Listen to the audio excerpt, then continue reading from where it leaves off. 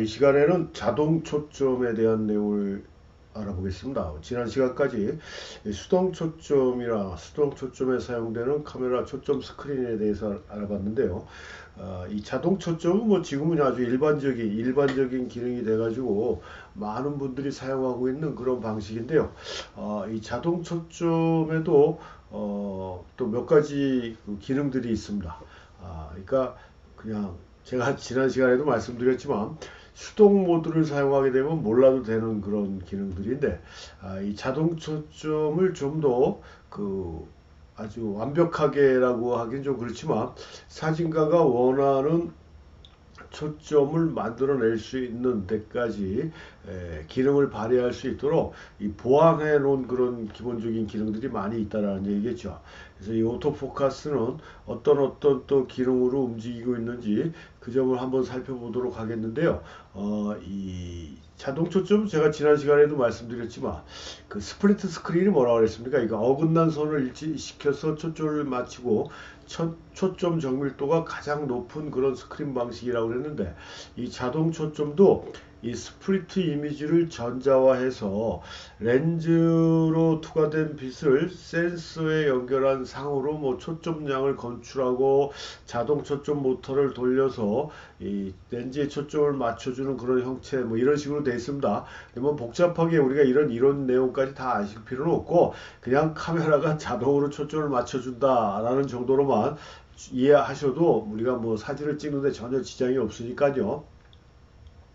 카메라가 기계적인 기술의 발달에 의해서 자동으로 초점을 맞춰준다라는 정도로만 간단하게 이해하시면 되는데, 우리가 사용하는 이런 카메라의 그 자동 초점을 좀 더 확실하게 해주기 위해서 제가 지난 시간에도 말씀드렸지만 초창기의 오토포커스는 내가 원하지 않은 곳에 초점을 맞춰버리는 바람에 촬영에 실패하는 경우가 간간히 있다라고 이렇게 얘기를 했습니다. 그러다 보니까 최근에 나오는 디지털 카메라 같은 경우는 초점 포인트라고 그러죠. 이 초점 포인트 범위가 과거에 비해서 상당히 이게 숫자도 많아지고 넓어졌어요. 넓어져서 이 초점 포인트를 옮겨서 내가 필요로 하는 부분에 뭐 왼쪽이면 왼쪽, 오른쪽이면 오른쪽, 가운데 뭐 이런 형태로 초점 포인트를 이동시켜서 내가 원하는 부분에 정확하게 초점이 맞을 수 있게 하는 이런 것들이 훨씬 더 보강되고 기능이 더 좋아졌다, 뭐 이렇게 나오는 거, 이런 식으로 나오죠. 그래서 센터에 고정을 시키든가 왼쪽으로 완전히 끌고 가든가 오른쪽으로 가든가 위로 가든가 요 포인트를 좀 크게 나온 요 사각형이 여기 초점 포인트인데, 요거를 이렇게 자기가 원하는 위치로 이동을 시켜서 자신이 원하는 초점을 정확하게 묘사할 수 있게 하든가, 아니면 전체가 다 초점 포인트로 작동할 수 있게 하는 이런 기능들이, 이것도 매번 말씀드리지만 모든 기능은 카메라 브랜드마다 그 다음에 모델에 따라서 조금씩 차이가 있다라고 얘기를 했습니다. 뭐 당연하게 조금 고급 카메라가 이런 기능들이 더 세분화됐다라고 보는 게 정답이다라고 할 수 있는데, 하여튼 요즘은 뭐 보급형 카메라든 뭐 일반적인 카메라에도 이런 초점 포인트를 다양하게 조절할 수 있는 그런 카메라들이 일반적으로 많이 사용되고 있다라는 점.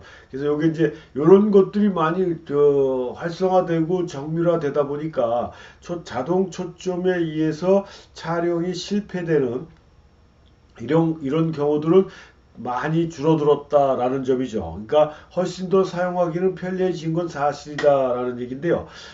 우리가 이제 초점을 맞추는 방식에 있어서도 제가 또 이것도 계속 반복적으로 말씀드리는데, 주로 사용하는 카메라가 캐논이다 보니까 이 자료 화면이라든가 이 기능 설명이 캐논 위주로 자꾸 설명을 해드리는 점을 좀 양해를 좀 부탁드리고요. 그래서 이 AF 포커스에는 뭐 캐논 같은 경우는 3개로 이렇게 구분하고 있고요.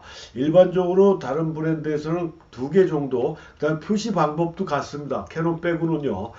우리 캐논이 다른 브랜드하고 표시하는 기호들이 다 틀리다라고 그랬지 않습니까? 셔터 우선식이나 조리개 우선식도 그렇고 그게 좀 잘난 체하는 게 아닐까라는 생각을, 제가 지난 광고에 말씀드렸는지 몰라도 전자 제품의 아주 대표적인 브랜드가 과거에는 저희가 젊었을 때 같은 경우는 소니였습니다.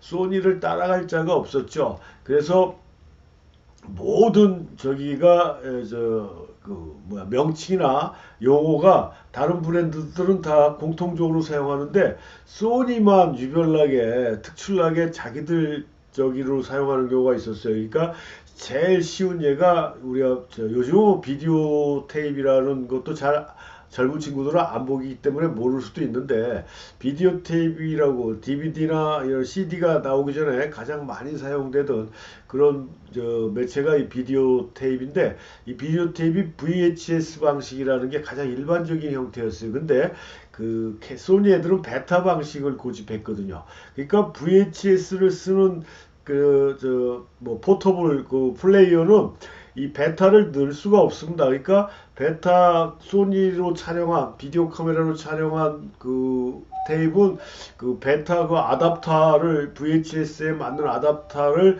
구입을 해서 그걸 봐야 돼요. 그래도 소니는 그걸 굉장히 고집을 해서 끝까지 그렇게 했죠. 또 하나가 이 디지털 카메라가 처음 나왔을 때도 대부분이 요즘은 뭐 이제 SD 카드가 가장 일반적인 그 메모리 카드가 됐지만 초창기에는 되게 많았습니다. 뭐 지금도 많이 사용되고 있는 CF 카드도 있고요.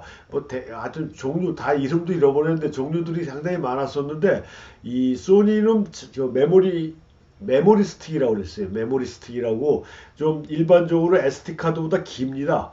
길어가지고 그걸로 자기들이 메모리 그러니까 호환이 안 되는 거예요. 그 메모리 스틱을 막 여러 개 갖고 있어도 그게 다른 카메라에는 사용할 수가 없는 그러니까 소니에서만 사용하는 이런 상황이었는데 소니가 옛날 같지 않지 않습니까? 그래도 지금은 카메라로 그 미러리스 카메라로 다시 한 번에 그 제2의 전성기라고 할 수는 없지만 카메라 파트 일부분만 맡고 있기 때문에 그래도 그나마 다 죽어가는 소니를 살려놓은 게 이 미러리스 카메라라고 저는 생각하고 있는데요.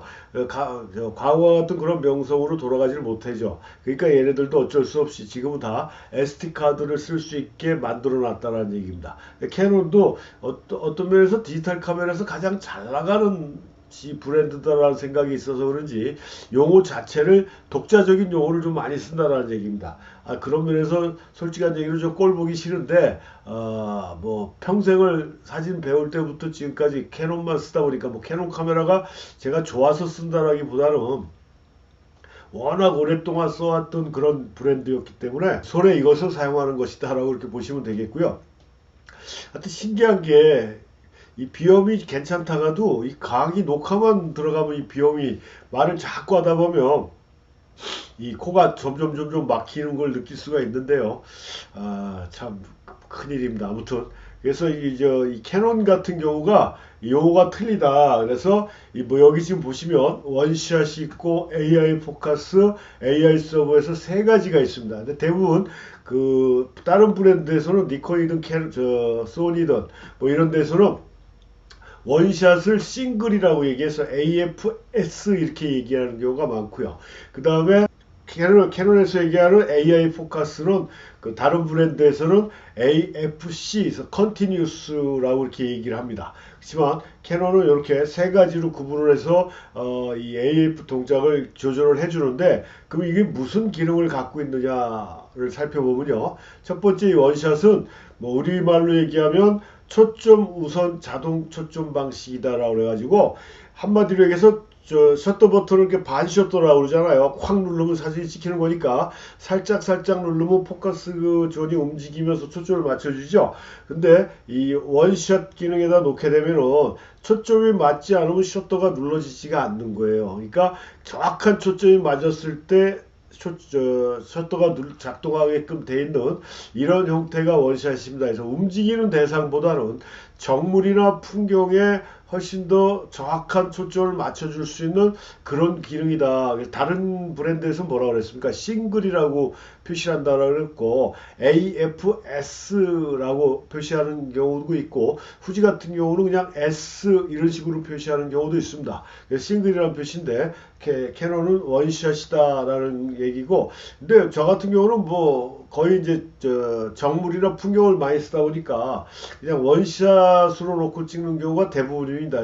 그러다 보니까 움직이는 피사체도 원샷으로 놓고 찍는 경우가 많아요. 반셔터를 계속 누르다 보면 포커스가 자꾸 바뀌는 거를 쫓아가 줄 수가 있거든요. 그러니까 손가락이 뭐예요? 컨티뉴스가 된다라고 이렇게 보시면 되고, 이것도 이제 숙달되면 어떻게 쓰든지 간에 자기한테 맞게만 사용해 주시면 되는데, 그게 쓰기 위해서는 어느 정도 기능을 우리가 이해를 해야 되겠죠. 그래서 이걸 원샷이다 라고 얘기를 하는 거고요. 그 다음에 두 번째가 이 AI 서버라고 돼 있어서 우리말로 릴리즈 우선 자동 초점 방식이다. 그러니까 이걸 한마디로 얘기해서 움직이는 피사체를 쫓아가면서 초점을 맞춰주는 겁니다. 그러니까 움직이는 대상을 찍을 때는 뭐 이론적으로 따지면 원샷보다는 AI 서버가 훨씬 더 유리하다는 얘기겠죠. 그래서 이걸 다른 브랜드에서는 AFC 또는 Continuous에서 C 이렇게 표시를 한다라는 점입니다.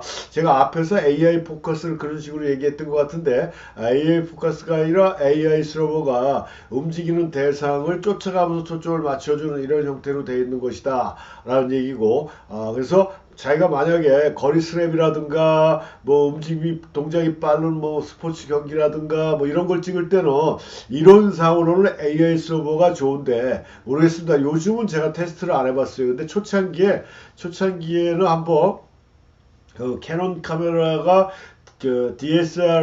DSLR에서 가장 이제 대표적인 브랜드가 5D지 않습니까? 5D. 그래서 5D 1이죠. 그러니까 초창기 모델을 처음에 구입을 해서 한번 요걸 제가 원샷 하고 AI 서버를 테스트를 해봤는데, 제 생각대로 안 되더라고요. 그래서 아까도 말씀드렸듯이 저는 원샷을 놓고 그냥 손가락으로 계속 움직이면서 초점을 잡아갖고 찍는 경우가 많았는데, 요즘은 모르겠어요. 요즘 뭐 다른 기능도 마찬가지지만 많이 업그레이드 돼갖고 상당히 좋아졌을 거기 때문에 이것도 많이 보완이 되지 않았을까라는 생각을 하는데, 아무튼 이론상으로는 움직이는 대상의 초점을 추적하면서 촬영해주는 이런 기능이 AI 서버라, 우리는 움직이는 대상을 많이 찍는 분들은 이렇게 놓고 해주시면 되는 거고, 그 다른 브랜드에서는 대부분 이렇게 AFS, AFC 이렇게 두 가지가 기본적인 기능인데요. 이 캐논 애들은 하나가 더 있죠. AI 포커스라는 게 하나가 더 있습니다. 이거는 다시 말씀드리면 원샷하고 AI 서버, 그러니까 싱글 기능하고 컨티뉴스 기능을 합해 놓은 거예요. 그러니까 피사체가 움직이다가 서버리면 원샷으로 돌아가고, 얘가 다시 걷기 시작하든가 뛰기 시작하면 그 AI 서버로 전환이 돼서 초점을 추적해가고 하는, 이거 훨씬 더, 그러니까 뭐 원샷이 아니라 요 AI 포커스를 놓고 찍게 되면은 훨씬 더 뭐 일일이 바꿔가면서 초점을 쫓아갈 필요가 없이 호환이 된다라는 얘기겠죠. 그렇게 사용해 줄 수 있는 게 AI 포커스다라는 점입니다. 그래서 제가 항상 저의 단점이 다른 브랜드의 카메라를 써보질 않고, 그 다음에 다른 브랜드의 카메라를 써보더라도 또 지금 가지고 있습니다. 제가 다른 강의에도 가끔 말씀드렸지만,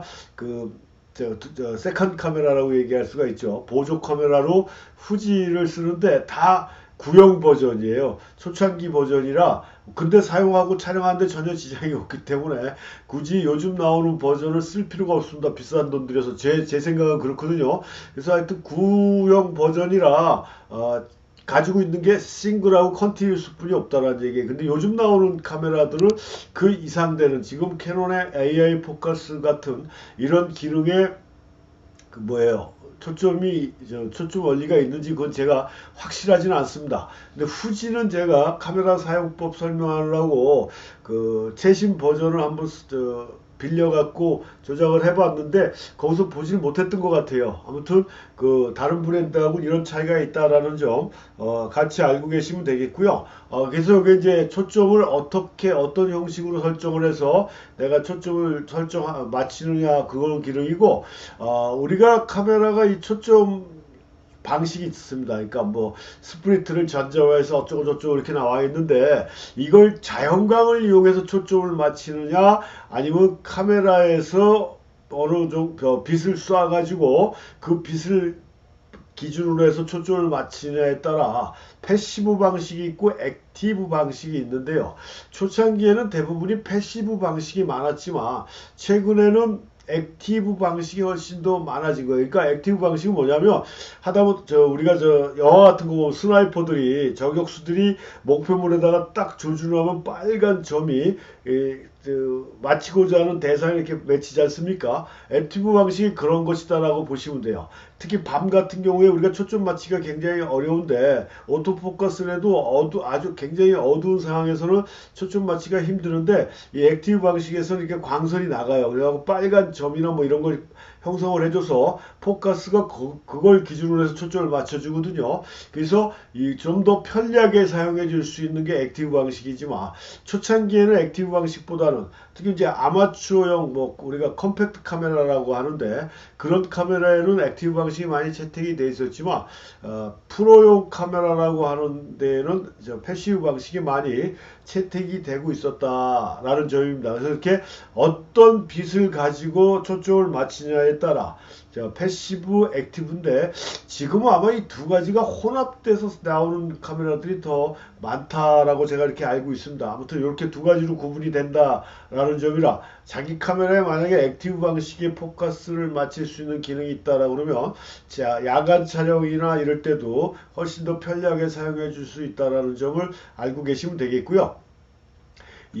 그럼 얘가 또 어떻게 초점을 맞추느냐. 그래서 이 위상차 검출 방식이라 해갖고 피사체에 높낮이가 있을 때 초점을 맞추는 그런 방식이 있는가 하면은 대상의 콘트라스트를 기준으로 해서 초점을 맞추는 형식이 있습니다. 근데 이 대부분이 이게 위상차 검출 방식이 많아요. 지금도 콘트라스트 검출 방식보다는 위상차 검출 방식이 많은 걸로 알고 있습니다. 근데 위상차 검출 방식의 가장 큰 단점이 뭐냐면 면이 완전히 곱잖아요. 그러니까 특히 화이트보드 같은 경우 그런 경우에 처음에 샀을 때 한 번도 글도 써보지 않고 그래갖고 얼룩도 없고 했을 때는 아무리 비싼 카메라 아무리 비싼 렌즈도 초점을 못 맞추고 찍찍찍찍 왔다 갔다 얘가 헷갈려 합니다.